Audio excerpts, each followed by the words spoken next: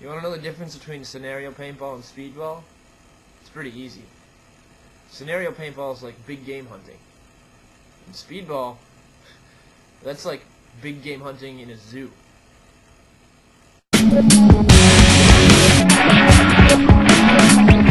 Alrighty, so welcome to episode 3. You may have noticed, this being the first week, I'm really not going by the schedule posted on the side over there. Yeah, see, I'm getting this pointing thing down now. I'm going to try and abide by that schedule once next week kicks off, but for now I'm just sort of posting whatever I want, because it's YouTube, and it's free, and I can do what I want. That being said, I thought I'd do a field review, just give you a taste of what the plan is for that. I'm going to talk about fields I've been to. Most of them are good, though don't worry.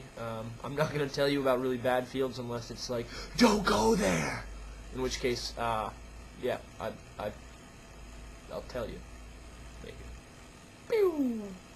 Today's review, High Energy Paintball, located in the beautiful, sunny, tropical resort of Amsterdam, central New York. High Energy is a smaller field. I don't think I've ever played against maybe more than 150 people there, but that doesn't mean it's not a good time. They pride themselves on being run by players for players, and you can really get a sense of that while you're there. The owner, Ed, usually actively participates in the games, either as a general or as a tank commander. This field's pretty wild. It's sort of unique in that it's only about the size of a football field, maybe a little bigger, a little bit wider. It's basically the closest you could come to playing speedball in scenario ball, but not having inflatable crap all over the place. He's got a large village with a centrally located fort, castle type thing. Got a pretty sweet laboratory in it with spigots and a biohazard, I don't know what you'd call it, machine-y thing. You put your hands in and pour chemicals for props. It's pretty wild.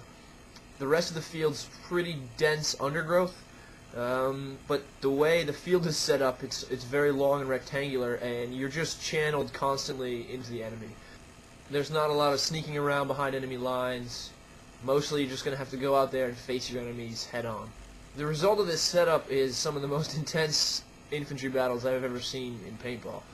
You have two teams, usually 30 or 40, 50 people each, slugging it out on the 50-yard line of the field, right in the middle of the village, all day. It's absolutely wild. Plus, he allows tanks, law rockets. He has demolition charges.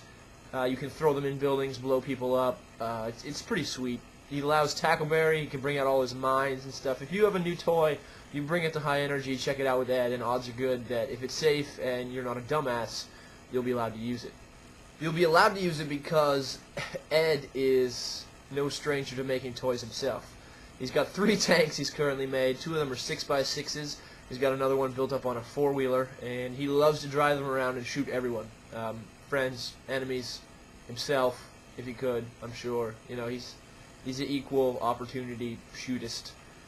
He also has, this is the only field I've ever seen this on-field artillery built and provided by the field owner. He's got 2 large cannons, artillery cannons, at each end of the field. They can fire Nerf balls, Nerf rockets, just about the entire length of the field. And the reffing staff is so solid there that you have maybe 10, 15 refs on the field at a time. They hear that artillery cannon go off and look up in the sky. When the artillery round comes down, they're Johnny on the spot and they eliminate everyone within 20 feet. It makes games like Battle of the Bulge absolutely wild because literally the Germans can shell the entire village using the compressed air cannons that Ed has provided graciously himself. High Energy is one of the local fields for the 518 Brigade. You're going to meet people like Darth Mag, Toochman, lots of teams, the Albany Marshals, the Untouchables. Sorry if I forget you guys, I don't have a list of everyone, but it's solid competitive play all the time, and I've never gone there and been disappointed. I've never gone there and not had to work my ass off all day just to stay on top of the point score. Some of the games these people think up are just zany. We played an Operation Mindcrime game there based off of some song. Dude, I was born after 1985. I have no idea what that thing was about. He also has a summer Vietnam series. It's pretty great. You play at various fields around Albany, including high energy paintball. And at the end of the series, the scores are tallied, and you find out whether the Vietnamese or the U.S. Marines pulled through.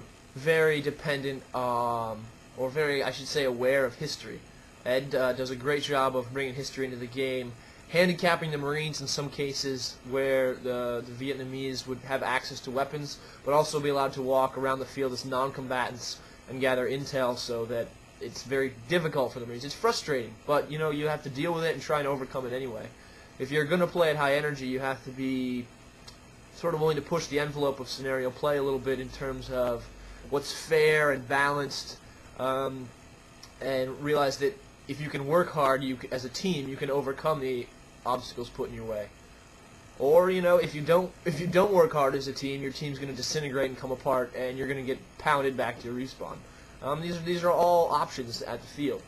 The fact that they're there means you can go and experience something maybe you can't get at larger fields that have a larger clientele and need to make sure that everyone's happy. At high energy, you have a tight-knit family, 70 to 100 people who all know what Ed can provide in terms of a game experience, and they go there for that experience. We're not always looking for fair and balanced teams or a fair and balanced scenario. I'm not saying Ed stacks it against people, but I am saying if you want a challenge in terms of the way you look at the idea of how a scenario is played, then Ed's Field is a great way to sort of change things up.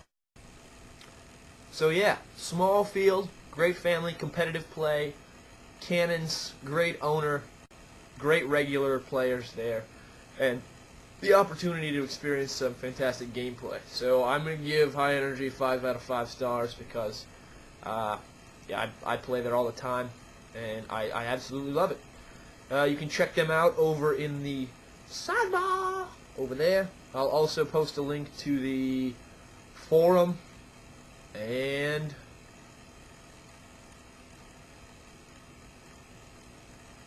that's it. Alright. Benny T, Scenario Paintball TV. I'm out. If you guys have been there and you want to post your own reviews, go ahead, load them up, and hit reply to this video, and there you go. Boom. Alright, take it easy. It's very competitive, very, very, fucking schnuckety-muck. The natural defenses of Trump. The barriers of caution are down.